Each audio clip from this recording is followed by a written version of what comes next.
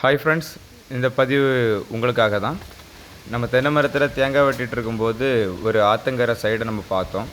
அந்த தென்னை மரம் வந்து இறங்கி நின்ன மாதிரி இருந்தது அந்த செட்டு. அதை என்னன்னு சொல்லிட்டு கீழே இறங்கி போய் பார்க்க போனேன். அந்த கரை எப்படி இருக்குது என்ன அதுன்னு சொல்லிட்டு அங்கே கிட்ட போய் பார்க்கும்போது தான் ஒரு தென்னை மரத்துக்கு பக்கத்தில் போய் அடித்து போய் நின்றுது இந்த பெரிய தென்னை மரம். தென்னை மரம் சரி அடித்து போய் நிற்கிது, காற்றுல தான் சரிஞ்சிருக்கோன்னு பார்த்தாச்சுனாக்கி கீழே ஆற்றங்கரையில் தண்ணி பாஞ்சிட்டு இருந்த இடத்துல அந்த கரையே நவுட்டிருச்சு. கரையை மொத்தமாக நவுட்டி கீழே தென்னை மரத்து மூட்டோடு கீழே இறக்கிருக்கு.